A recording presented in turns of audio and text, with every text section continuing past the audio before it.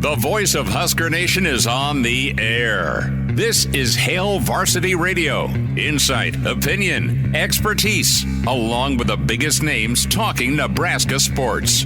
Join in with the show at 402-489-1240 or 1-800-825-5865. Now, here are your hosts, Chris Schmidt and Elijah Herbel.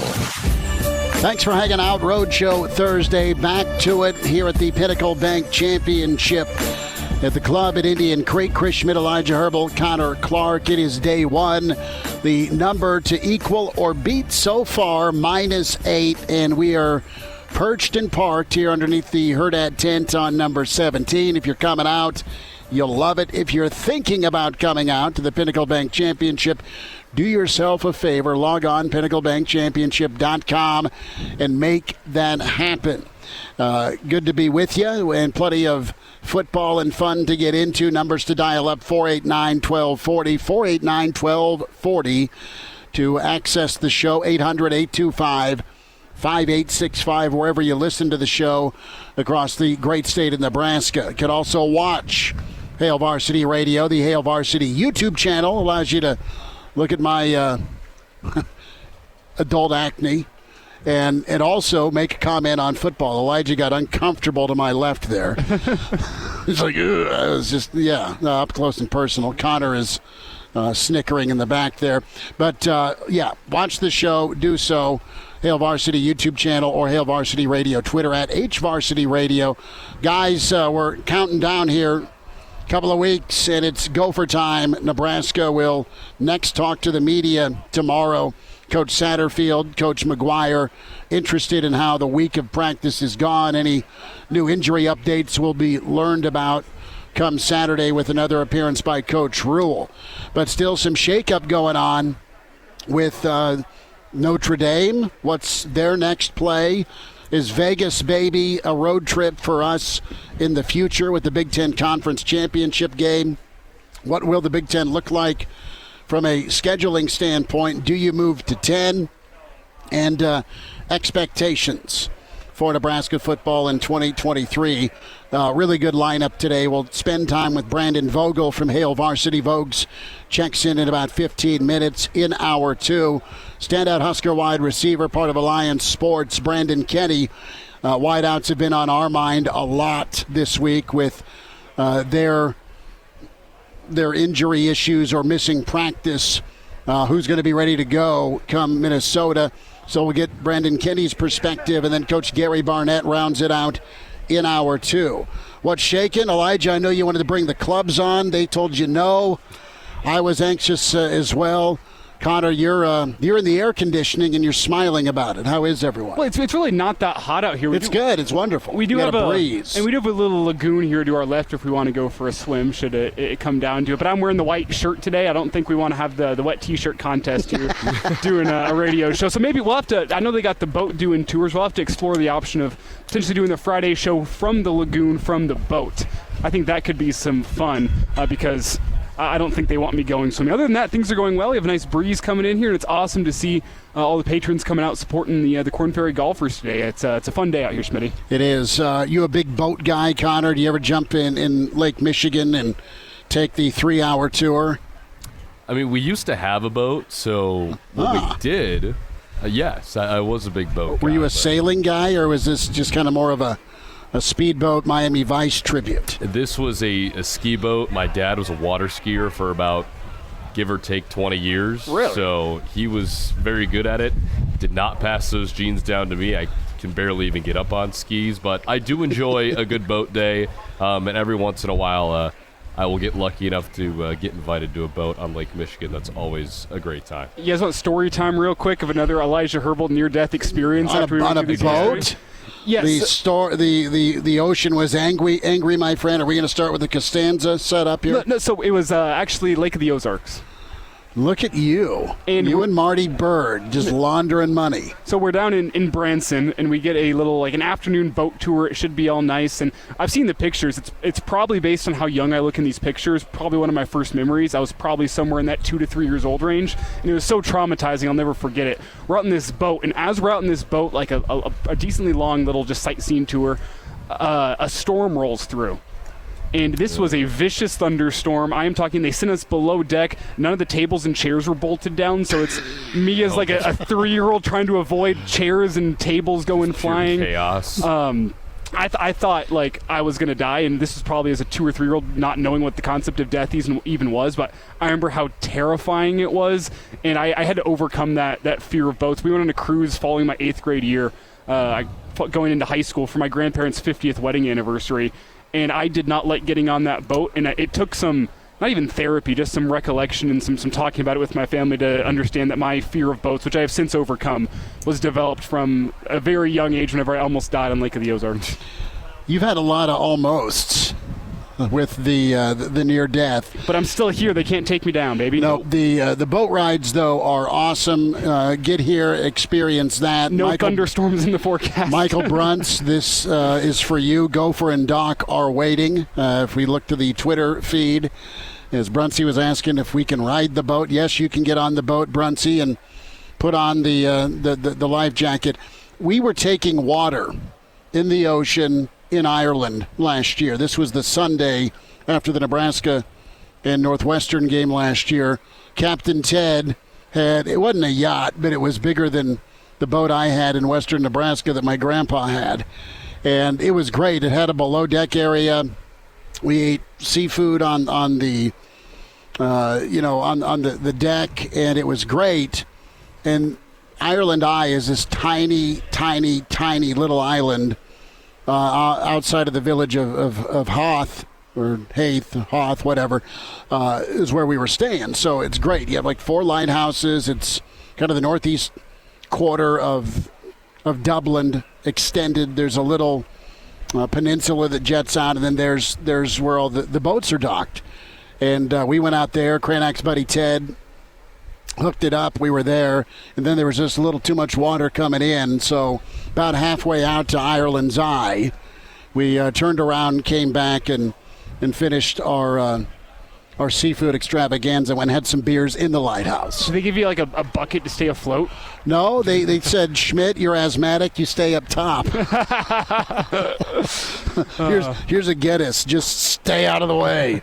So, yeah, that was interesting. I mean, it was technically ocean, but you were close enough to Ireland's Eye that it was beautiful. I mean, they flooded everyone's timelines with the pictures about a year ago as we were getting ready. But and talking about boats just always reminds me of that It's Always Sunny in Philadelphia episode.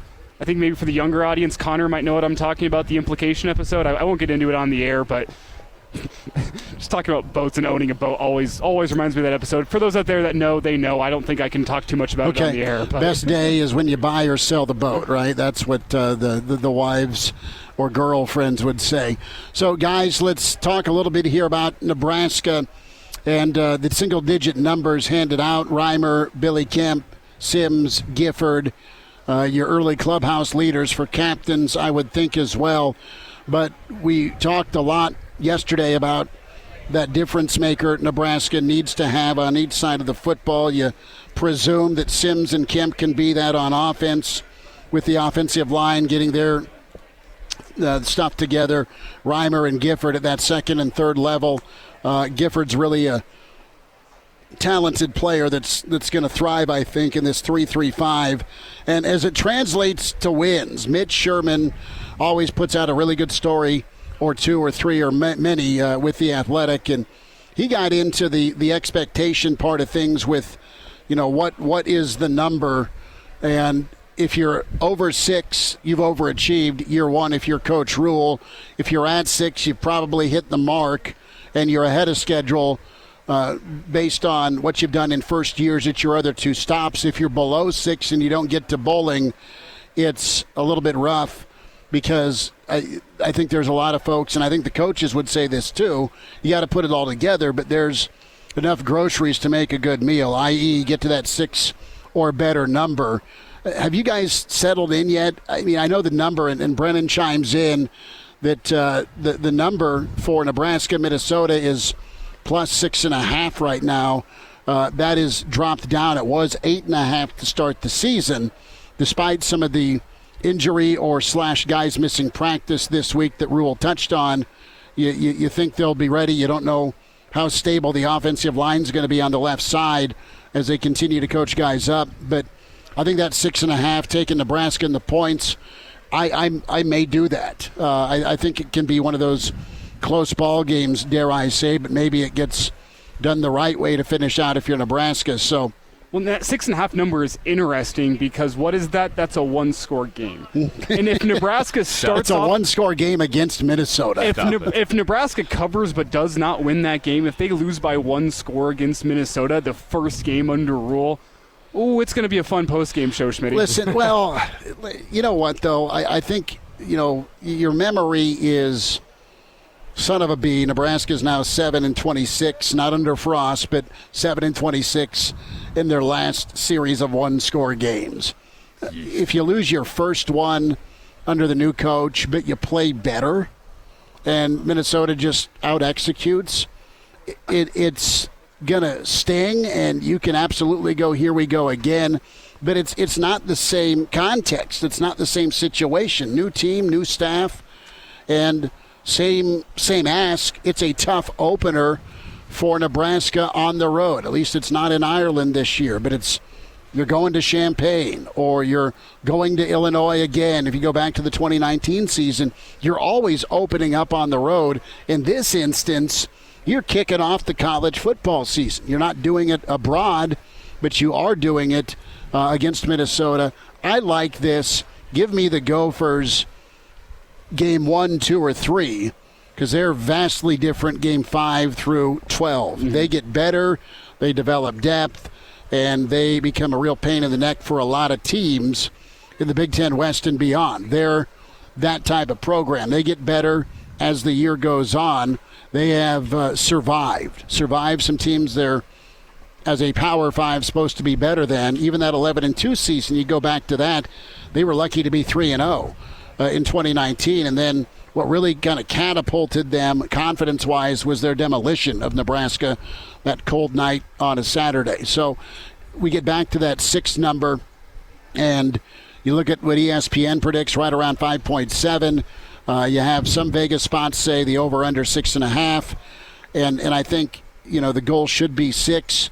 And you can look at the schedule and talk yourself into some wins, but I think a lot of Nebraska fans right now, there is no ink. They are going to fill out their garage schedule, fellas, in pencil, just based on how the last few years have gone, despite it being a new regime. Yeah, I think both of the spread number and the overall number, I think, is fair. I think 6.5 at Minnesota is a fair number. I think 6 wins or 6.5 on the over-under for Nebraska's win total is also a pretty fair number. And to touch on that one-score loss thing that you were talking about, Schmidt, the record of 7-26, and I agree. I mean, if they lose, right, if they lose, but if they go out and lose, and I agree with you, they show signs of life and they show signs of what they can be, because it will be game 1. Obviously, that will go, I think, a pretty long way, being the first game under a new coach. But I think it'll be the here we go again conversation if it's one of those instances where, say, you hold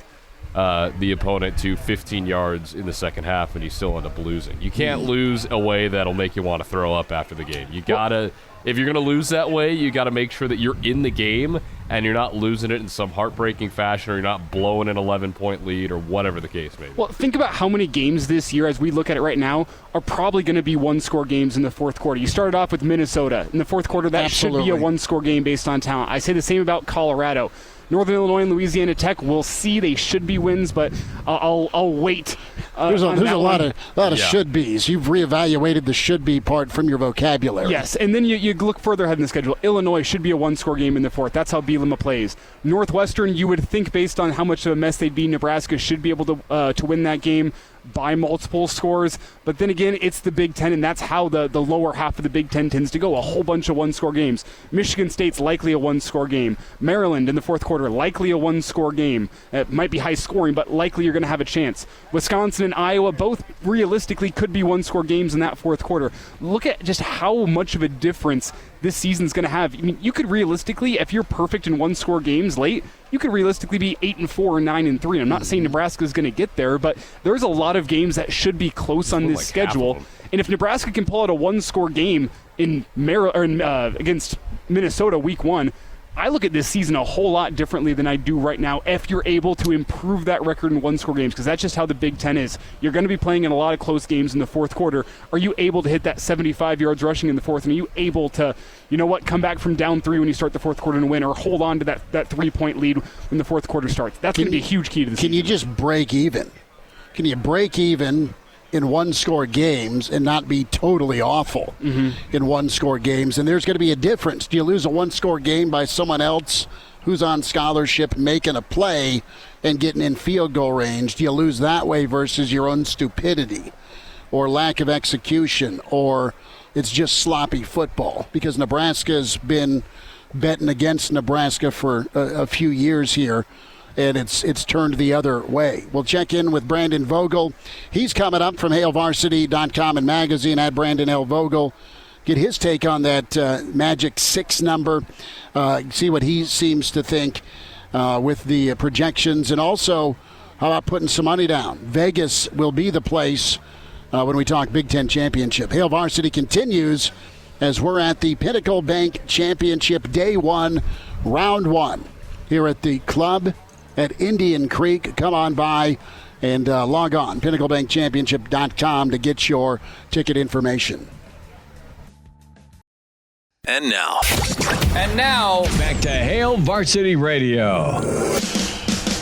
Thanks for hanging out. Brandon Vogel with us, Hail Varsity Radio. As you hear the crowd behind us, we are perched up on 17. Round 1 of the Pinnacle Bank Championship. We're here tomorrow. Your chance at 10 grand. You can log on for more information on that with your friends at Hurrdat and the Pinnacle Bank Championship. Get your tickets in here. Enjoy. We're not far from the Patron Zone. In my hand, I have Hail Varsity yearbooks that are incredible. Brandon Vogel and the crew did an exceptional job yet again with your Husker football fix. Vogues, we've talked boats because there's a boat here for this extended water hazard that some of us have found here before at the late, great Jack Pierce golf tournament.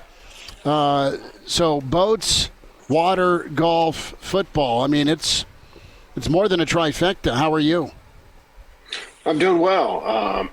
Hopefully this segment doesn't end in a couple of minutes, because I'm not huge on boats. I'm not huge on water. I'm not huge on golf, but I do like football. So oh, you're good. If you can steer me in that direction, maybe we'll make it. So wait. Did you have any terrifying experiences on a boat as a young child like myself that kind of traumatized you from a young age? No, I grew up in the Panhandle. There's no water. Not a lot of water. Or boats. Golf, no excuse. Although the town that I grew up in, like the story we were told was Hemingford had one of 3, I think 3 was the number, golf courses with sand greens. I don't know if you guys are familiar with sand greens, where like you just kind of get it towards the hole and everybody says like, good enough.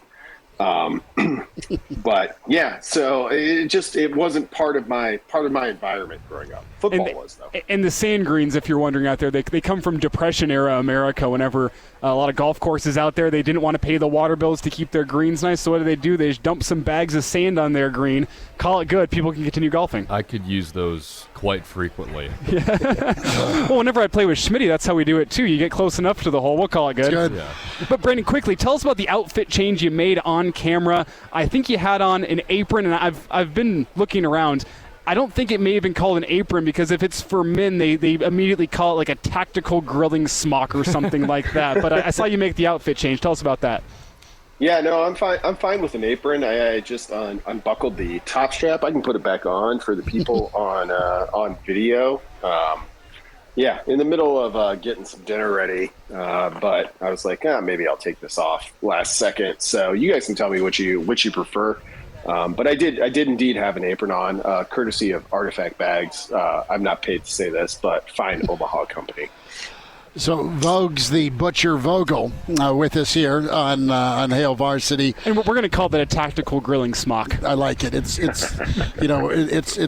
smock 2023 with Coach Rhule. So Vogues, we were diving into the win total and also the spread against the Gophers, how it's dropped a couple of points since it started out. All that despite some question marks with who's going to be healthy 2 weeks from today, with Nebraska kicking off against Minnesota.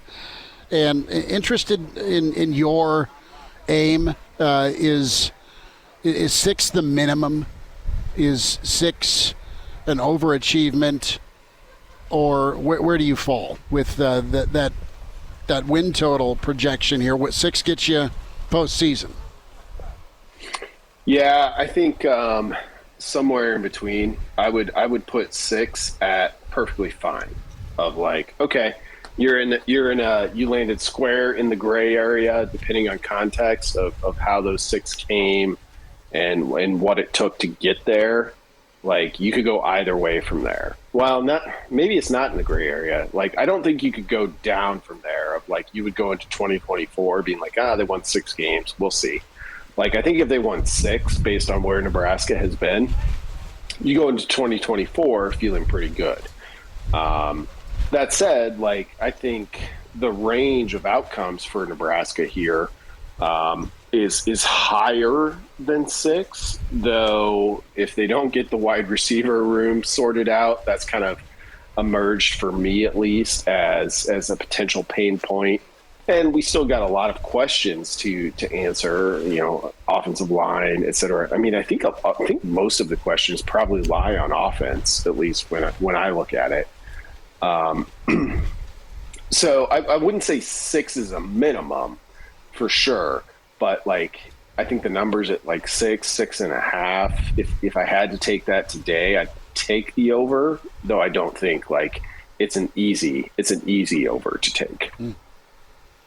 It's Brandon Vogel with us here on Hail Varsity Radio. And Brandon, whenever we discuss this and the win total number, it feels like there's a big difference between 6 and 8. If Nebraska were to get to 6, I think Husker fans are content. Yeah, that's what you expect from Nebraska. If you get to 8, that feels like a big step in year one. I kind of want to ask you a question that we were getting into yesterday. What is the difference on the field from Nebraska between 6 and 8 wins? And I kind of lump 6 and 7 together as both being middle of the road. Yeah, it's improvement. It's not where Husker fans want to be in the long run. If you get to 8 in year one, though, I think Husker fans are going to be overjoyed with the product on the field. Now I want to get your take on what does that look like? What does Nebraska need to add to what they have on the field right now in order to get to 8? What is that little fine margin that can get you there? Yeah, good question, and I think you're right on with the difference between 6 and 8. From what I've looked at in the past, and I haven't looked at it recently, like the most probable range of outcomes for a team is they're going to fall within about 1.5 wins of whatever that kind of betting total is that comes out. So if Nebraska's at 6.5, that puts you at 8 or 5 as like the most kind of like reasonable range. So getting to 8, getting to the top end of that, which like if Nebraska's win total right now were 8, I'm guessing like even a lot of diehard Husker fans, like super optimists, would be like, that seems a bit high. That under looks enticing. Yeah, but to get there, it probably requires some stuff that you don't totally control, in my opinion, which would be, and this is something Matt Rhule mentioned recently, like Nebraska ends up +6, +8 in turnover margin. Yeah, they can get to 8 with that, probably. If they remain healthy, they can get to 8. It's those sorts of things, which, it's maybe it doesn't make for good radio fodder or even just good off-season fodder in general. But unless you're Georgia, where you're talking about like, well, what's the difference between 12-0 and 11-1? Like, it's those things. When you're a team that's in that 6, 7, 8 win range, that's a lot of what it comes down to. And the whole game of college football is getting to the Georgia point where, well, you're just good enough where, like, if you have some bad turnover luck, if you have some bad injury luck, you might only win 10 or 11 games. And Nebraska was there for a long time. It's just not right now. Brandon Vogel's with us, Hail Varsity Radio, and we were talking about the spread for the Minnesota game as well, 6.5 right now, Nebraska underdogs. I tend to think that number's pretty fair. Your thoughts on that? It has gone down since it first came out, but Nebraska about a touchdown underdog in Minneapolis. Yeah, feels pretty fair to me as well. And I did note over the past couple of weeks that it's gone down a little bit. Minnesota's a team, well, a lot like Nebraska with what we're just talking about. I don't know what their win total is off the top of my head, but they're a team that's probably in that same range where if you give them a game and a half on either side, you're like, well, they could win the Big Ten West, or they could finish, middle of the pack to maybe bottom third of the Big Ten West. And that's a lot of teams in this division. I just pulled up my notebook. So the initial FPI ratings put that Nebraska-Minnesota game at Minnesota -7. So we're right there. And SP Plus, which, these rankings came out, I think, in February or early March, had it at Minnesota -9, which that was before like the second transfer window, all of that stuff. So -6.5 for Minnesota feels like fair, but might even be like reflecting a little bit of enthusiasm behind Nebraska at this point. Vogue's couple of minutes here. Brandon Vogel with his author, Dream Like a Champion with John Cook. Coach Cook made a nice appearance on episode 1 of Nebraska's rendition of Hard Knocks. So what do you think, as you boil it down here, about Nebraska's schedule? More doable, not so fast, my friend? Are you optimistic about the schedule? Do you think it's more doable? They're going to have to make a lot of hay early, which you mentioned that great kind of YouTube series that Nebraska put out. We've only seen episode 1, but special shout out to John Cook for getting that book cover in front of all of the football team. I'm sure they noticed my name on the cover of that book. I did. There's folks. But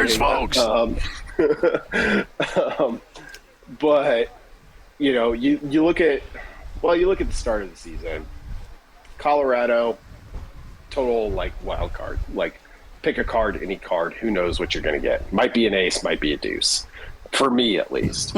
Minnesota's well established at this point. Like, they're going to play hard and be a tough out no matter what, particularly on the road. But because it's the first game, gets a little wild and woolly pretty quickly. So you'll take Nebraska's chances in that. If they're a 6.5 point favorite, figure 2.5 points for just home field alone, and then all of a sudden that number gets down to 4. You got to win those 2 non-conference games at home. That's really the key to the whole thing for me. And I think both Northern Illinois and Louisiana Tech have the chance to be pretty good this year. So those aren't like layups.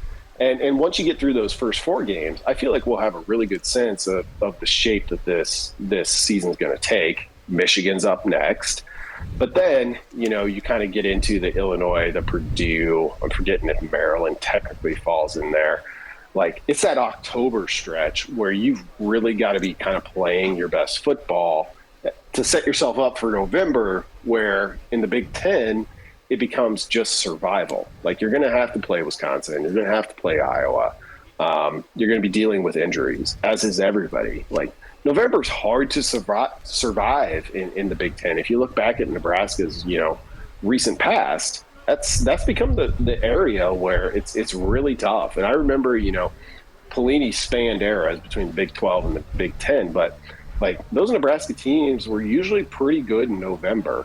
And I think if you want to win in this conference consistently, you have to be. But that seems like a kind of like next year project for where Nebraska's trying to get to. It's Brandon Vogel with us, HailVarsity.com and magazine, Dream Like a Champion, the author with John Cook. Vogues, we'll talk Saturday. Thanks for making time today. Thank you. Put my tactical smock back on. And now, back to Hail Varsity Radio. Thanks for hanging out. Hail Varsity Roadshow Thursday, opening round of the Pinnacle Bank Championship here at the club. Indian Creek, Chris Schmidt, Elijah Herbel, Connor Clark. We're back here tomorrow 4 to 6 as we gear up. Just an incredible event here, PinnacleBankChampionship.com, where you log on, and it could be a great team building outing with your mates from work.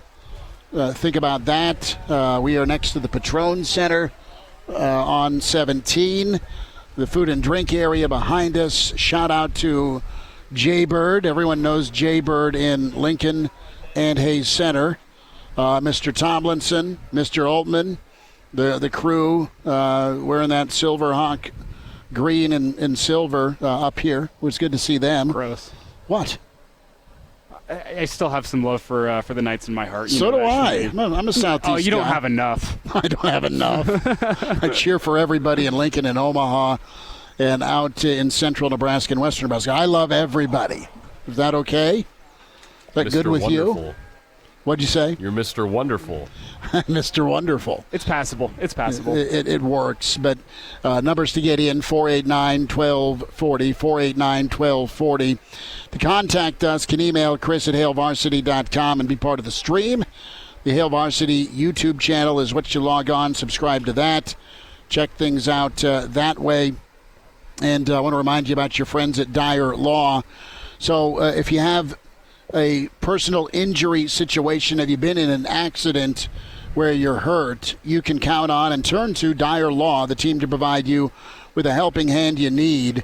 No matter what you're dealing with, give Dyer Law and the team a call today at 1-888-DYER-LAW. 1-888-DYER-LAW, or visit Dyer.law to chat with a trusted professional about your personal injury claim. That's Dyer Law, 1-888-DYER-LAW, or Dyer.law. Do so today. A lot of injury potential when the Big Ten jumps to a 10-game conference schedule.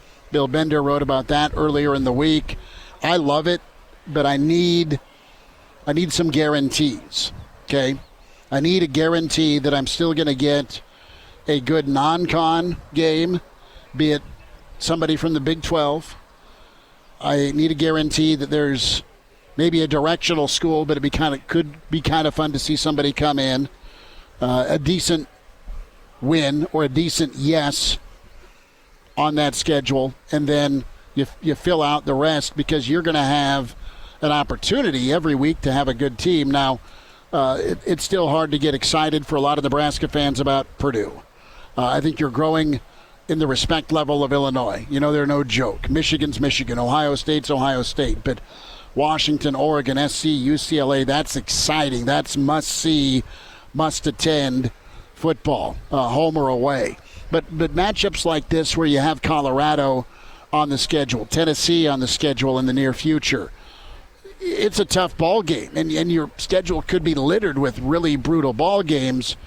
That said, you're going to have a little grace, I would think, out of the Big Ten with a real possibility of 3 or 4 playoff teams. So 8-4 is going to look pretty good when there's a field of 12. Just don't jack with those must-see matchups because you're going to have more conference opportunity. And here's where I'm at, Schmitty. With an 18-team conference, the Big Ten is going to be here soon, I think you can get by with 9 games. Playing 50% of the conference, it's not ideal. You know what? They can make it work, though. As soon as the conference expands beyond 18, a conference slate's a joke if you're playing less than half the conference. I think that has to be your number. You have to play at least half the conference. So I think if you move to 20 or to 24, you're going to start getting that expanded conference slate. And I think the first one to go, Schmidt, it's not going to be the directional school. I think the NCAA is going to make sure of that. How many directional schools, McNeese State's schools of that magnitude. Troy, Northern Illinois. Southwest Tennessee State. I don't even know if that's a real school or not. It doesn't matter. How many schools like that might be. make their entire football budget, though, off of playing that Power 5 Sure. and going and losing by 70? I don't think that's going away anytime soon. And I think, and then you also have the Appalachian States that come in and sting Michigan and, you know what, make a big deal. Dude. That's 07, though. That's been a while. And, yes. and that's what I'm saying. I don't think it's going to go away, though, because that's how those schools make their money. I think the NCAA is going to stand up for those schools and say, you know what, these teams still need to go get their multi-million-dollar paychecks from Nebraska and Ohio State and Michigan and whoever else. I don't think that's going away. I think the first one that goes away is those intra-conference matchups, where it's Nebraska-Colorado, Nebraska-Oklahoma. Don't damage your conference strength of schedule. Exactly. You're going to say, you know what? It's better for us to have a 3-0 Nebraska playing a 3-0 Ohio State than it is a 2-1 Nebraska playing a 3-0 Ohio State because Nebraska went and lost to Oklahoma in their non-conference. I think that's going to go away simply for the fact of with the conference or the college football playoff expanding, you're going to be able to get those matchups in the postseason. The college football playoff is going to know that and say, hey, a rematch between Nebraska and Oklahoma, it's got a little less luster than the first matchup of the season. That's whenever those matchups are going to be saved. I see the conference slate expanding, and you know what? 10 out of 12, and eventually, whenever the conferences move to 24, maybe we're talking 12 out of 14 if they expand the college football season, which I think is going to be coming because right now, TV dollar runs college football, and you can only go make more money if you add more games, similar to what the NFL did a couple years ago, expanding to 17. I think that's the way of the future, and I think those intra-conference matchups are going to go away in order to save money for the postseason. So you know what? If you want to play conference to conference, that's a postseason matchup. I just don't make it the first thing that's taken off the table. And you make too much sense with what you're saying, but I'd still like to see the Oklahomas, get Kansas and Coach Lance, or get Nebraska K-State, or get Nebraska Colorado. Those still, some of those old school conference showdowns still are fun. That's a great memory with the old guy in the room here growing up. But I understand your logic, and if you're Trev and the rest of the ADs, don't unnecessarily hurt yourself. Well, if you're Nebraska, look at the schedule this year. Which game do you have the most to lose and the least to win? It's Colorado. Yeah. You're keeping the fans happy, but if you lose that game against Colorado, a rebuilding Colorado under Deion, you have a lot to lose in that game. And if you beat Colorado, people are going to say, well, look at all the turnover from Colorado last year. There's not much to win. It's you beat Colorado, awesome, because it's Colorado. But there's nothing else beyond that. That's the first game that's going to go away because, you know what, we want the Louisiana Techs and the Northern Illinois to make sure after a Minnesota game we're ready to go for the conference slate. We get to iron out some things that we learned about ourselves after the Minnesota game. We don't have to jack with Colorado. We're going to learn some things about ourselves, and we're going to dive right back into that conference slate knowing if we can finish top 4 in the conference, we probably have a spot in the college football playoff, and you don't get to harm yourself by potentially losing a non-conference foe. Connor, 5 home, 5 road. That is finally even for this 10-game schedule, at least in conference play. I think it makes sense. I mean, I agree. I think you got to play at least 50% of your conference. And I don't know. The whole non-con thing is weird because when you do want to get some things ironed out, when you talk about college football playoff, it's still going to be valued, right, when it comes to your strength of overall schedule. So I think that's kind of a topic that we could dive into for quite a while, to be honest with you. But I agree. I think the 10-game conference schedule is probably the best move, especially past 18 teams. So I agree with what you had to say, Elijah. Well, and listen, the SEC has been getting benefit of the doubt for how long because of how loaded their league is. And you have a multi-loss team in the SEC getting the nod over a team with a better record. Use that to your advantage if you're the Big Ten, and no doubt they will with their scheduling. We'll wind down hour 1 here. We're at the Pinnacle Bank Championship, the club at Indian Creek. Hail Varsity continues, presented by Currency. And now, back to Hail Varsity Radio. One final time this hour, Brandon Kinnie, Gary Barnett, next hour here at the Pinnacle Bank Championship. Chris Schmidt, Elijah Herbel, Connor Clark. We're right here at 17. Log on, pinnaclebankchampionship.com. Get your tickets, your passes. I think I am taking Junior with me tomorrow. We're going to bring him up here. We're going to make him haul equipment, too. He doesn't know that yet. Sasha's making it happen. She's going to put us on the boat tomorrow. She's going to put us on the boat. I said it back in the first segment. We're going to do the show from the boat here on 17. as this water hazard stretches behind. I have found the water here. I have had one guy cut the corner to the fairway on this when I was playing in a tournament out here, and it was a marvelous 290-yard tee shot. Beautifully done. Cut the corner over the water? Yeah, Lance Novotny. Shout out. No free shout-outs, but shout-out. No. Well, he earned that. He earned that shout-out. After that shot, hell yes. After that. But what do you think of that, man? Water, radio equipment, wind, Sounds golf like a balls. disaster. The technical difficulties are going to keep me up all night as I worry about that. But on the other side, the opportunities are endless. And nothing in life, that is got a little risk to it, worth doing, is not going to keep you up all night. The opportunities are going to be there, and it's going to be my fretting about that tonight of Schmidt going overboard with the Comrex unit and his headset and everything that's going to keep me up. But we'll see. It depends on if Schmidt hits the Patron zone before the show tomorrow or not. I will not. Well, I hate to be the bearer of bad news, Elijah, but unfortunately you probably will not be on the boat tomorrow. Yeah, I know Connor's got a Salt Dogs game that he's working tomorrow. Our good friend Will from the Morning Hookup, he's going to be at the bar working, not in an alcoholic kind of way. So that leaves me back in Lincoln. He's not putting a 9 to 5 in tomorrow. Nope. At the bar. Just tuned in. Brian checks in. Has Stanford joined the MAC yet? No, they have not. The MAC will kindly say, dude, you and your ACT and SATs and tech money, thank you. No, thank you. We'll see what Notre Dame does in ushering Cal and Stanford over the ACC and the service academies. The ACC may have one ace left yet to play. We'll see where that goes. But I'm jacked, man. If we can do this show from a boat tomorrow, and one of my favorite songs ever, Jimmy Buffett, Boat Drinks. Hey, you could show up with a cooler. Well, I mean, that's your favorite Jimmy Buffett song? I said one of my favorites. I was going to say, it's 5 o'clock somewhere. It's right there. Yeah, but see, I'm talking like when I was born era Jimmy Buffett versus, when you're listening to Jimmy and... It's actually 5 o'clock in 4 minutes. It is. Well, speaking of it, it's 5 o'clock somewhere, and we were talking about Will not being alcoholic. That's the most, alcoholic anthem of all time. The fact that he's talking about, getting a screwdriver on your lunch break and you have to take a taxi back to work...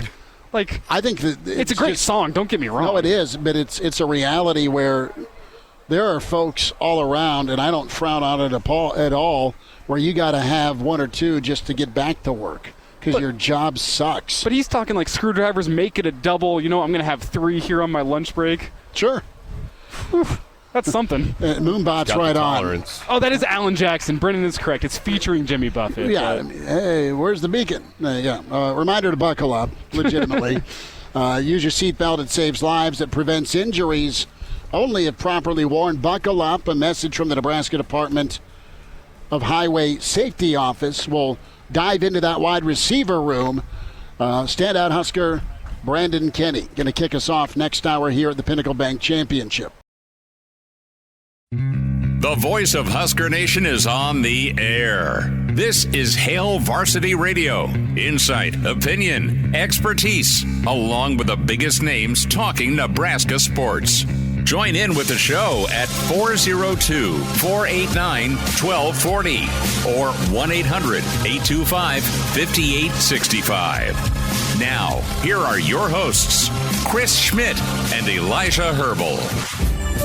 Back into it, it's Hour 2. It's Hail Varsity Radio here at the Pinnacle Bank Championship. Day 1, the club at Indian Creek. Chris Schmidt, Elijah Herbel, and Connor Clark. We welcome in a standout Husker and part of those teams that got to the conference title games.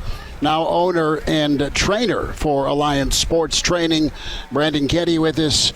BK, how's it going, man? You ready for another football season? Thanks for the time.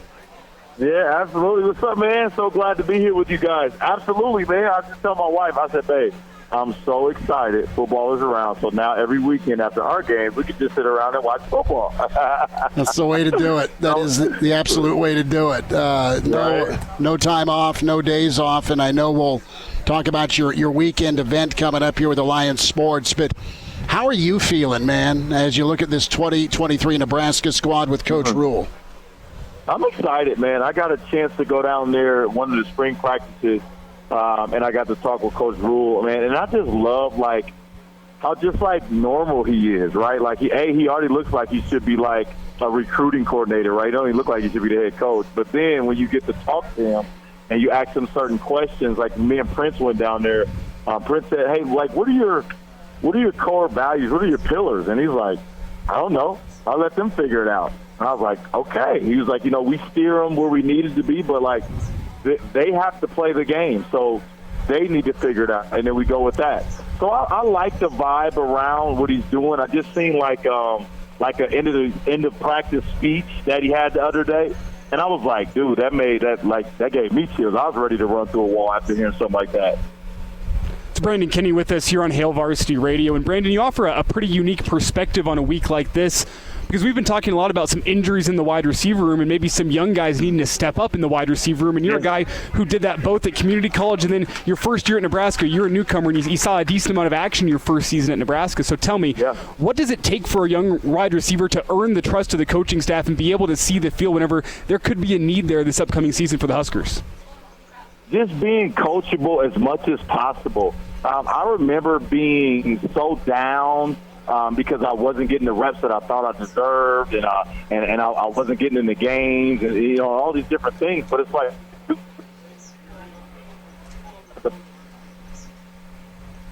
play fast, so they can trust you when you get in there. Because that's what Coach Gilmore would tell me all the time. He said, "Dude, we love what you're doing. We just got to be able to trust you when you get out there." And I had to get in there, in and out, to make a few mistakes until I kind of until I started to catch my second win. I feel like the Iowa State game, my junior year, I believe, where I kind of had like maybe 3 or 4 catches, but it was like a confidence booster for me. So you just got to earn the coach's trust by learning the playbook, learning where you need to be so you can play fast at all times. Now, Brandon, when you were kind of gearing up to take that role and just staying ready, as you mentioned, and there's a couple of guys on this roster right now that may have an opportunity throughout the year. So what was probably the most important thing for you to stay ready when you weren't in that starting role? To be honest, it was the guys around me, the Niles Paul, the Chris Brooks. They would stay uplifting me during that time. They would keep on telling me, hey, man, keep going, dude. You got it. You're physical, you're fast, you got it. You just got to figure out the small things. And, again, coming from junior college, you got away with a lot, too, as well, right? Like, I was able to get away with some things just being athletic than other guys. But now when you step it up another level, now you have to be technique sound in everything that you do. Brandon Kinnie joining us, Hail Varsity Radio, here at the Pinnacle Bank Championship. The club at Indian Creek, we're on number 17, is where we're set up. Alliance Sports Trading, that is what Brandon Kinnie is doing. And you mentioned a big word, Brandon, a little bit ago. That was trust. And it's been talked about. It's been talked about by position coaches. It's been talked about by Rhule. And it's been talked about by the players. Talk a little bit about that two-way street. From a trust standpoint, you earning the coach's trust, but also being able to trust the coaches. Absolutely, and that's simply just understanding when the coach is telling you something. If it's about playing time, if it's about things they need to see that you're doing, that you make sure that you do all of those things, and that's how you can keep coaches accountable in the sense too of like, hey, coach, I sat down and asked you what I needed to get on the field. I feel like I'm doing that. If I'm not, show me, right? So we can kind of figure this out together. But I tell players all the time, especially my parents or the youth kids that I coach, I said, look, we want to play the best kids. We want to win, right? It's about building them up and everything else, but we want to win. So we're going to play the best kids, but we're going to play the kids that give us that shot to win, but that we also can trust when they're out there on the field to do exactly what we're telling them to do. It's Brandon Kinnie with us here on Hail Varsity Radio. And Brandon, I don't want to look too far ahead here, but I do want to look forward to the Minnesota game, just in terms of how important that first game is for starting your season off right and getting some momentum in the right way. Scott Frost, during his time at Nebraska, never quite got a season started off on the right foot. And Matt Rhule, I think there's some optimism for what he can do in game one with the amount of talent that Minnesota lost last season. And whenever you look ahead, what do you want to see in game one, Nebraska, Minnesota? We've heard a ton out of fall camp. I don't think it really matters until this team goes and proves it on the field. Agreed. Yeah, man, to be honest, a win obviously would be great, right, to start it off. But just to see these boys get out there and play, Get out there and play fast and play hard and tackle really well, right? I know that was a thing during Scott's time that we didn't see a lot of, and things came out afterwards that they didn't really work on that type of stuff and do those type of things. So it's like you want to see that, and I think the small victories add up too, right? I mean, especially when you're going through a coaching change, culture change, and the coaches too as well. Any small wins that you can take, you need to take, and you need to praise them and be excited about it. And I think the win is just cherries on top if you can add that. Brandon Kinnie's with us on Hail Varsity Radio, and I want to go back to that speech that you were talking about from Matt Rhule the other day, and we talked on the show yesterday about how establishing a new culture is extremely important. What are your thoughts on the culture that Matt Rhule has been implementing here in a short time in Lincoln? I love it, man. I absolutely love it because I just feel like it's just honest. It's honest, it's upfront, and it's the things that he wants to do. I also like, too, as well, right, we don't always know the stories behind these kids that, end up transferring or getting suspended and things like that. But I love it because it's setting a standard, right? It's saying, look, man, this is mine. This is how we're going to do it. If you don't want to do it, that's okay. But this is what it's going to be. And if you're not going to do it, then you can't be here, right? So, I love to see those things happening because change is happening, right? And not everybody is okay with it, right? Some people don't like it. Some people don't understand it, right? And especially at a young age, I always thought, too, as well, I was always right at times. You don't understand? So I love to see that because I believe that he's figuring it out. He's making changes that need to be made. And, Brandon, to marry those last two questions together, what can you look for from a fan point of view, what you can see on television in that Minnesota game to see how that culture at Nebraska is coming along? Is there anything that you can glean from just watching a team on the field in their first game to see where the culture is at? Yeah, I think that you just look at and you compare the teams that you've seen last year to now, right? How they tackle, the energy, the camaraderie that you can critique to be able to see that. But I believe that he's absolutely doing that, and I believe the honesty behind it all is what gears it all. Especially after that spring game, him saying, "Hey, we're not there yet," and to me, that was basically saying we're not good. So quit the rah-rah, this and that. We got a while to go, and that's what I'm here for the long haul, to work and get after that. Brandon Kinnie, can find him on Twitter. Do so at bkitty84 and Alliance Sports Training. Brandon, those teams were really good in close games. They were good in the Big Ten. They were good in the Big 12. Why were you guys able to not only win tight ball games but overcome some pretty large deficits? To be honest, man, Chris, it was the standard. It was just the standard and what Bo expected from us, what he wanted from us, and what he demanded. And I think when you make it black and white, especially for young kids, in this day now with all the NIL stuff and everything else, I needed black and white as a young man. I needed it because if you gave me gray, I was going to take gray all day, right? But if you gave me black and white, I had a choice. So it's either be here, fall in line with the team, or I'm an outcast, right? So I believe it was that. It was just a standard that they stood for and that we were going to be able to, play up to. And all the players believed in that. We all trusted that, and we all wanted to play with that type of attitude. Receiver room, Billy Kemp has been getting a lot of praise. He got one of those single-digit numbers after practice yesterday, the transfer from Virginia. Garcia Castaneda back. Xavier Betts is back. Washington, of course, the Texas transfer. Malachi Coleman, Jalen Lloyd. I mean, those are some of the names we're hearing. There's also some other names that, Rhule's had a guy that was a fourth or fifth teamer, always rise up that depth chart to every year he's coached in college. What's your take on the receiver room? Is there a player you're circling and waiting for kind of a breakout year? I'm excited about all of them, but I got a chance to sit with Malachi Coleman at one of the practices and talk to him, and he talked to some of my boys from my organization that I took down, and I just really love his heart, man. I'm a fanatic for the big physical, fast receivers, but just hearing that young man's story, his heart, what he wants to come in here and do, made me a huge fan just talking with him the short 10, 15 minutes that I did.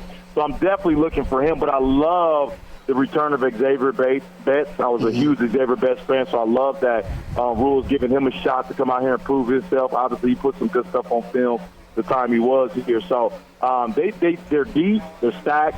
I just hope they can come out now and just put it on film, man. Yeah, and Brandon, whenever you talk about putting it on film, from your time playing in the Big Ten as a wide receiver, is there one or two traits that you think are more important for success in the Big Ten than maybe in other conferences? If one of these receivers came to you and said, hey, man, I'm struggling to make this transition to the Big Ten, how'd you make it work? Is there anything that you think these guys need to have in order to succeed in the Big Ten? I think it's always blocking, and I believe that because it's so – talk about it for receivers, right? You talk about those types of things, those big touchdown plays, right, on the edge comes from those receivers blocking those safeties, push crack, and sticking on those corners. So I think it's that. You know, it's so funny somebody asked me that question the other day. Was like, hey, what was more tougher? I said, well, man, the Big 12, I felt like they were really athletic. Those DBs were always big, physical, strong. When we got to the Big 10, they weren't as big to me, in my opinion. But we were always proud to be able to block tough and be hard and really set that standard and example each game. So I would always say, man, it's blocking on the edge, always blocking. Do you have a favorite block that you threw during your time at Nebraska, one that sprung a big one? Oh, plenty, man. What do you mean? Plenty of them. You know who we blocked for? So I think it was the Missouri game. It was a few push crack blocks on that game. The Idaho game that Roy had a huge run. I had a great push crack block. Washington was another one. But we prided ourselves on that. And Coach Gilmore was a huge reason in that. I had never heard of blocking that much until I got to Nebraska and met Coach Gilmore. I always thought it was like, man, I want to look pretty. I want to catch the big touchdown pass. He's like, no, you're going to block or you're not going to play. I'm like, oh, okay. So we learned real quick. But we love that standard that we played to, because DB, that's intimidating. To really be physical with a DB all game is super, super intimidating, man. So you wanted to play Washington every week. Am I reading you right? Right. 3 catches, 3 touchdowns. Brandon Kinnie, thank you for coming. Right. Brandon Kinnie with us here as we're at the Pinnacle Bank Golf Championship Day 1, hole 17. The club at Indian Creek. Brandon, before we go here, a couple of minutes, and just tell us what you've been up to with Alliance Sports Training. You got your Jamboree coming up here the 12th of August. That is Saturday. That's out at Millard South. Tell the folks what you've been up to and what the event looks like this Saturday. Yeah, absolutely, man. So we've been just growing since we started Alliance Sports Training 3 years ago. And it's been amazing, man. This year we got 7 football teams. We'll have 5 basketball teams in the fall, and we're just constantly growing, man. We're so excited to see what God continues to do with this mission. Saturday is going to be so awesome to have our first ever Jamboree. We got some local teams that are joining too as well, some first-year organizations as well. So it's exciting, man, to get our boys out there, to get their feet wet, to get some live reps, and to kind of get that feeling, right? We got 2 3rd and 4th grade teams that have never played before. So I'm super excited for them, too, as well. But just even more excited to just see kids playing football, giving their all, and knowing that football season is right around the corner, man. So it's so awesome leading a great organization that's about building up the youth, because I believe if we do that and we reach back and we pour into our little people of this world, our world will be a completely better place, man. So it's exciting, man.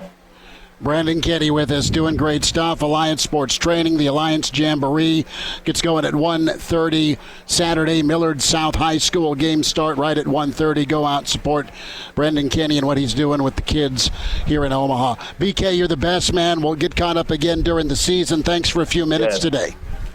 Always, brother. Appreciate you guys so much. Have a great day. Good to hear. Get his perspective. Brandon Kinnie with his Hail Varsity Radio here at the Pinnacle Bank Championship. Number 17 is where we're set up. Chris Schmidt, Elijah Herbel, Connor Clark. I think it may be a go for the boat tomorrow. Could have made it rhyme. I think it may be a go for the boat show. For the boat? The boat show. This is why Schmidt wasn't a rapper. This is why he was a radio host. Yeah. You can That's say the that main literally reason. for Are all you of us. making obscene sounds, or are you just wheezing into the microphone? We will talk more college football here. We're on 17, the club at Indian Creek. Gary Barnett. I think Barney could par this par 3 and not worry about the water hazard. Coach Barnett next on Hail Varsity.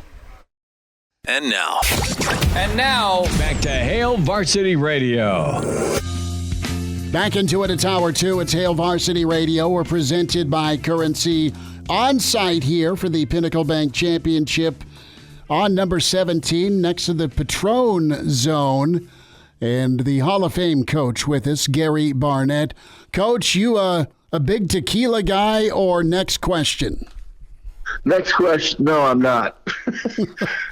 But no, I've never been a tequila guy. But I admire those people that are. Sure. No, for sure. And tequila's undefeated, right? I mean, they just do their thing and it wins. But how have you been? How's your week been? How's things with you as you gear up for another football season? Well, first of all, they write songs about tequila. I just want you to know. They write a lot of them. Good. Well, it's been an interesting week, as you can imagine. I'm just rereading this morning just what happened in the Pac-12 and how it went down. I mean, that had to be anxious times for all those people. It was crazy the way that thing happened. And, with Colorado being the first olive out of the jar, and then it just started to happen. And, I think Thursday night, as late as Thursday night, everybody that was left in the Pac-12 expected to sign the deal. And then, Washington and Oregon bailed at the very, very last minute, and it all fell apart. But, it's been seismic this week, Chris, with all that going on. It's just been maybe the craziest week ever. We've gotten used to it now because, we've gone through a couple of realignments and some crazy changes and people moving and teams moving. We just got desensitized to it. And this deal's like, it's like crazy business deals. I don't know if you watch shows like Succession or Suits, but all these crazy deals that go down at the last minute. This is like a big business deal that's out of hand, actually. Getting into Suits, I need to get HBO Max. I don't know, we have 7,000 streaming services between me and my wife, so what's one more? But Succession, I hear, is awesome. I've seen the first couple episodes, did that a year ago on the way to Ireland. I got my free preview. But no, you are absolutely right. And what do you think of what was on the table for the Pac-12 and then ultimately Washington and Oregon saying yes to the Big Ten at about $31 million a year with about $1 million bump for the next 8 years with a chance to get really paid after this 8-year deal, $8 billion media rights thing expires, because you've got different chunks of it, right, Coach, where each network's throwing in about $350 million a year. I love the fact that the Big Ten's going to have a quadruple header, likely every Saturday from 11 a.m. Central to 9 p.m. Central with that fourth game kicking off. Chris, I think to answer your question, the Pac-12 thing just, I think it was not guaranteed. Everything was just hoping that Apple would grow the stream and sure. that would produce more money. And I don't think people could count on that. But you know what? In the end, it doesn't really make any difference. Things can change overnight, as we've seen. Mm-hmm. I mean, you can do these deals as much as you want, but I'll guarantee you, if the right thing comes around that's for your school or the right things for a conference, they're just going to blow right by it and do something else. And so 8 years, how much change can happen in 8 years? A lot. So, to me, it's just paper money and paper deals that don't really hold. They might all work out, and that's the way it goes. But as we've seen, the speed of change is so quick that anything can happen in 8 years. Good grief. We probably for sure will be to just 2 major conferences by then. I'm thinking so too. You're going to have more consolidation and expansion. What's your vibe on Washington and Oregon in the Big Ten landscape? We'll get to, what you think about 10-game schedules in the near future in a moment. But just take Nebraska, for example, okay? And you watched Colorado as they came into the Pac-12. Let's talk about that adjustment and even the adjustment from the Big 8 to the Big 12, right? I mean, you have new teams that maybe you played. I know you guys did a lot of non-conference games against Texas, but is Washington and Oregon, even UCLA and SC, are they going to be at an advantage, a disadvantage when they make this transition in 2024? I think yes, from an unknown quantity standpoint, no familiarity from the Big Ten opponents with what happens out there and how hard the travel is when you go out there and back and how it wears on you. They're going to be fine. I mean, those four programs are the programs in the Pac-12, and I think if you could add Utah into that as well. But those four programs are, they're the top dogs in the Pac-12. You got the Big 12, or the Big Ten got the four most solid programs you could get, and really, I think probably UCLA is the fourth in that. I USC, Oregon, and Washington are programs that are really good and fan base is really good and quality foundations and all that sort of stuff. So I think doing it in pots is going to keep those rivalries content and safe and all through the Big Ten. I think the whole pod system works great. You're going to have some unfairness every year as to who plays who, but in the end, you're going to have the two best teams playing for the championship anyway, and you're not going to have to worry about somebody in the South Division or East Division or West Division not being strong enough to really represent the conference for a conference playoff championship. So I think it all works, and I think the same thing can work in the Big 12 as well. Big 12's really been remarkable with what they've done. They have survived and quite frankly thrived with who they brought in, and then you go get Utah and the Arizona State and the Buffs, and that'll be exciting football because, I mean, you're going to get Utah v. BYU. You got Central Florida that's been a really good program.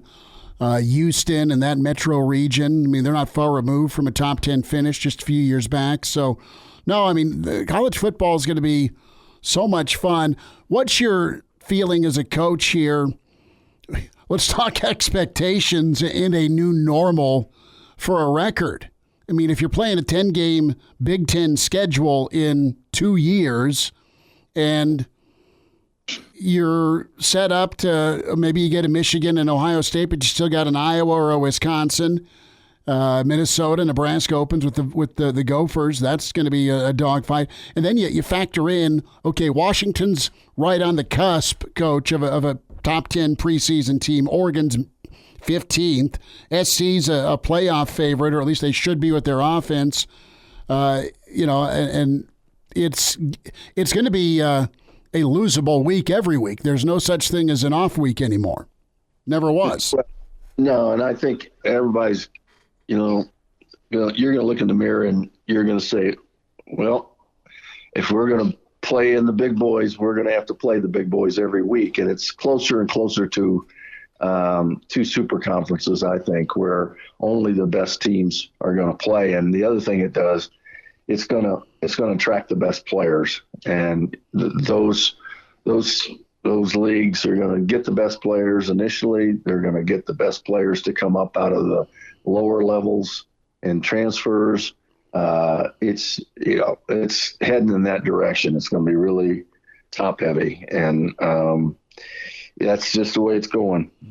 What's a fair expectation for playoff teams in this expanded era, Coach, at 12? I mean, how many should the Big Ten be able to place, in your opinion? Oh, I don't know. I think it just depends on quality of play. You're for sure getting one and probably two. Mm-hmm.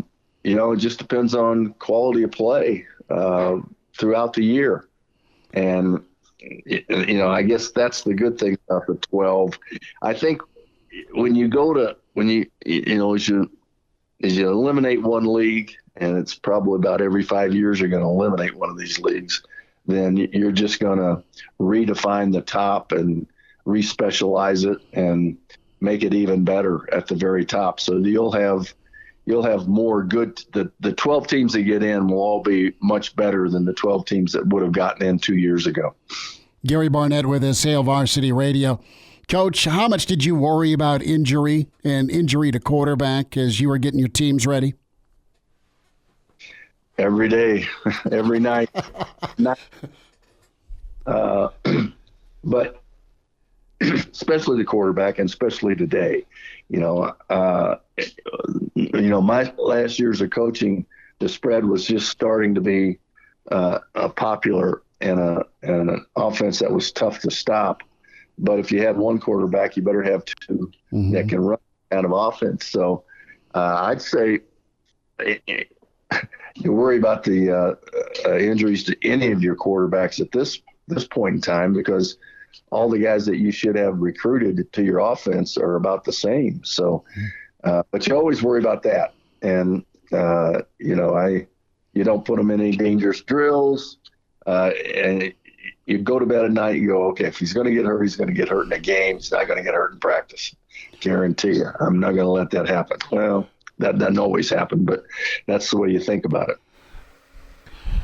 Gary Barnett with us, Hail Varsity Radio, here at the Pinnacle Bank Championship as day one, and a few groups still finishing up.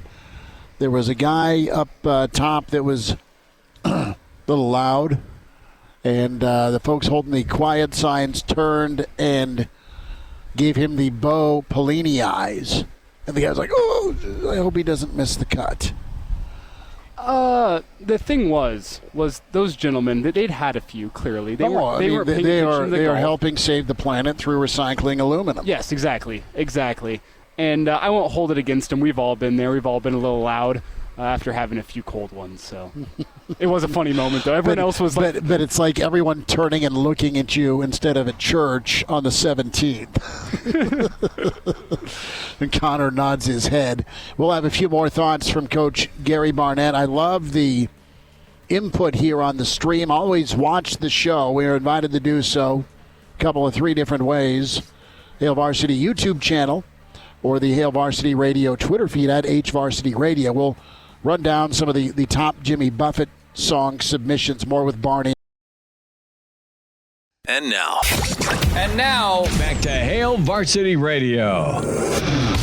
Gary Barnett with us, Hail Varsity Radio. Coach, I wanted to find that balancing act of letting a guy use his athleticism and create, but also that fine line of not being careless or trying to do too much with the football. And red zone turnovers have been a problem for Nebraska. They've been a problem for just quarterbacks in general that are either feast or famine. And I look at Sims as how talented he is, and can you clean up the turnovers but not put reins on him. I look at Chubba Purdy. Nebraska's been very complimentary of the jump he has made because he's got a ton of tools, and it sounds like, at least per Coach Rhule, things have slowed down for him, which is nice to see. And then there's a Nebraska kid in Harburg that we're excited about, at least watching him in high school, covering him and seeing him continue to progress. So there's guys in that quarterback room that they need to look different if they're called upon. And, how did you treat, or what was your message to the quarterback? Some of the greats you coached, and I'm thinking of Hagan or Charles Johnson, to the guys that did great work for you at Northwestern, knowing when to let it rip, but also knowing when to be cautious. I don't know that you can balance that. You can't, the way you balance is you don't do that in practice. Sure. Okay. You don't take him down. You've got to practice, you've got to practice thoroughly, and you've got to practice all the plays that you're going to run. And in today's world, the play that defenses have the biggest problem stopping in short yardage and in the red zone is the quarterback sweep or the quarterback counter or plays and quarterback runs, because you have an advantage. You're using 10 blockers when you run your quarterback. Any other time when you run your quarterback or when you run the ball, you're only using 9 blockers. So it's you have an advantage offensively when you do that. So you got to get first downs. You got to win games. You can't baby your quarterback, because then it becomes a locker room issue possibly. Not that it necessarily would, but it could. I mean, if you're taking care of one guy and making sure he doesn't get hit, what about the running back and the receiver that you can't afford to lose? So you got to balance it all out. And the best way is try to treat everybody the same. Be careful and smart with your practices. And then when you get to the game, you just got to go with the luck of the draw in the games. Gary Barnett, couple minutes left. Hail Varsity Radio. Coach, Nebraska at this point in time dealing with some injury issues at wide receiver. Guys, plenty of time before things kick off against Minnesota. That said, there's some young folks that are going to be called upon. And is that a position you were worried about, playing young players, wide receiver, or was it a concern with you, knowing, okay, look, my receivers coach can get these guys ready? How did you deal with that? Is that a position on the football team that it takes a little more time to season? No, I don't think so. I think you could play young receivers earlier than any other position, probably. So I think it's just a matter of learning the adjustments and being able to do them naturally. But receivers, it's a different game out in space and a little easier to play than you got 10 bodies flying around at you. So I think it's a little easier position to play as a youngster. Gary Barnett with us. Coach, did you have a chance to see the Johnny Football documentary? I haven't yet, but and I'm trying to decide if I'm going to watch it. I probably will. I do want to see it. I sort of got worn out with the quarterback documentary pretty early on that one. That one didn't grab me, but other than the most interesting thing that came out of that is the fact that Mahomes plays quarterback like he played shortstop. That was very, very, just really an important moment in that show for me, is to realize that that's how he does play the quarterback spots, shortstop. It's all the same. The way he moves, right? It's like he's that middle infielder. It's magical to watch. The arm levels, angles, all that sort of stuff. That's what it is, and he practices those. So go find you a shortstop to play quarterback is what you're telling me. There you go. That's where it's going. But I watched the Johnny Football documentary, and it was pretty fascinating. It was also sad, but there's also a little bit of optimism with just it looks like Manziel's in a good spot with his life right now, which is what you want for people. But we're talking 10 years since Johnny Football took college football, and I know you were doing games. And man, what a talent that burst on the scene! That backyard football. Let's go have fun. Let's extend plays, and you have the big plays. And then as that team got better, and they took down Saban and Bama, what a carpet ride that thing was in his freshman year. Yeah, it was, and everybody was watching. Absolutely everybody was watching him. And so, and then we all just, you watch his demise as well. So it was a sad deal. And like you said, I hope he's in a good spot now. And, he made life hard for a lot of players, but he was, and coaches, but, he also made it tough once he was in there with them too. So. We'll say goodbye with this. How has the week of practice been? What's the word out of Boulder? We're getting to that point in the year where I can't share all that stuff with you, Chris. I mean, they won't let me back in. So they're practicing every day, and we'll see what happens. You are really guarded, man. Wow. All right. If they'd let me into practice, I could share my notes with you, and you could share your notes with me, and nobody'd know, right? I think we'd both be better off not doing that. I think you're right, too. I'm joking. I'm kidding, of course. I know. Coach, we'll say goodbye and thanks for a few minutes today. Great being with you, Chris. Coach Barnett, he'd love being out here. Loves him some golf. Chris Schmidt, Elijah Herbel, Connor Clark at the Pinnacle Bank Championship. We're on at number 17, day 1, round 1. Log on, pinnaclebankchampionship.com, the club at Indian Creek. Here in Elkhorn, it is magical. So many folks here just kicking things off the right way. Food and drink behind us. The Patron Zone off just a little bit over to our south. And a lot of folks milling around here. You have kids, you have young families, you have grandparents, you have just golf enthusiasts, and maybe some first-timers here that are experiencing just an incredible setup. We are going to be on the boat tomorrow. The Hurrdat podcast, did their show? Yeah, the Boys Down Bad podcast. The Boys Down Bad. Shout out, you guys. Cool work, man, getting the pod done. And if you haven't checked out their podcast before, they do a lot of interviews with current Husker athletes, a lot of incoming Matt Rhule guys this year as well. So they've did some pretty cool interviews with them. You can check them out on YouTube, Boys Down Bad podcast. So Moonbot's been having a problem with somebody terrorizing his breezeway area, trying to take bikes. And one way to drive off people terrorizing, trying to steal. Brennan says that some 7-Eleven owner in Rapid has played Africa by Toto 24 hours straight. In order to keep the loiterers away? To keep the loiterers away. That's some sound advice. Well, the loiterers at the gas station, though, there's some fun individuals you can meet. Oh, it's a party, man. You roll into a convenience store, as long as gas isn't spilled. We'll talk about Phil Mickelson. Man, what he's lost. And now, back to Hail Varsity Radio.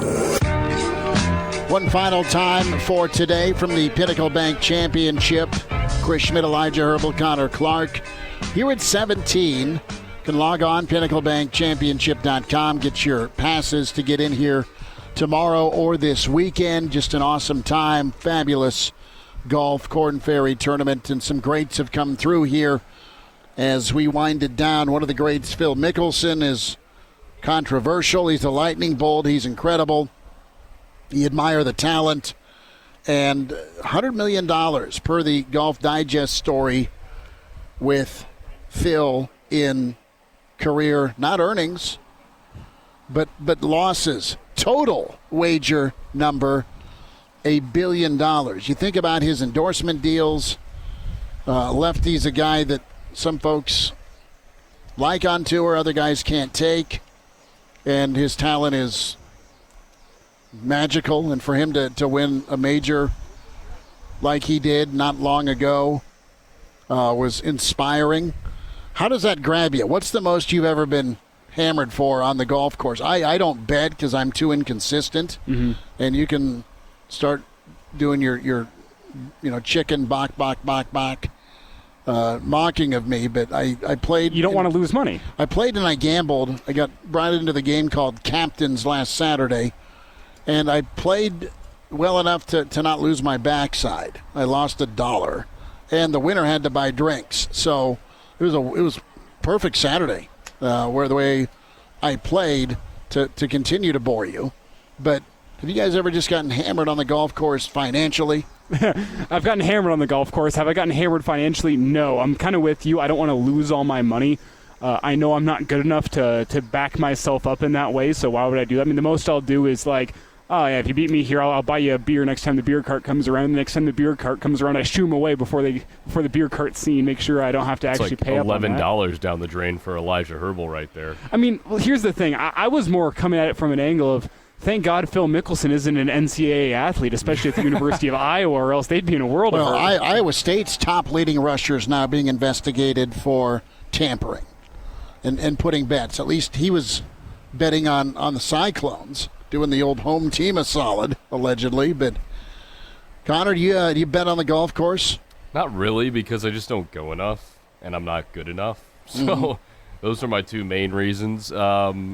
Note to self, be careful of the guy that's like, hey, we'll play for a couple of bucks. We'll invite you. I don't care if you played 4 times in your life. I'll throw down some action on the racquetball court. That's where I test my abilities. And also bowling. Bowling is one where I should do more than I do, but it's also a struggle to get my friends out there because they go, you nerd, you're going bowling on a Friday night. You're also in a league, so you get way more practice than probably the average friend. That's why I'm willing to put money down because nobody else is Your willing alcohol to. tolerance and your ability to focus on the pin in the middle of the three is good. Well, there's a Everything sweet looks spot. straighter after a pitcher, apparently. There's a sweet spot of alcohol consumption. It's before you reach a pitcher, but it's after one beer. Somewhere in there, you got to find it. Everyone has to find their own. There is a sweet spot where you can just kind of shut your mind off, and the ball's just going to go exactly where you want it to go. Trust me on that. Okay. So Elijah will bet you in bowling. Yes. Pool. Undoubtedly. Pool. I grew up with a pool table, and I have 2 left feet or 2 left hands when it comes to playing pool. Slop is king. Come see us tomorrow here 4 to 6. Hail Varsity back at the Pinnacle Bank Championship. Check out the show, Spotify, iTunes, Google Play. You can download, and of course, the video version, Hail Varsity YouTube channel. Talk to you tomorrow at 4 from the boat here at Pinnacle Bank.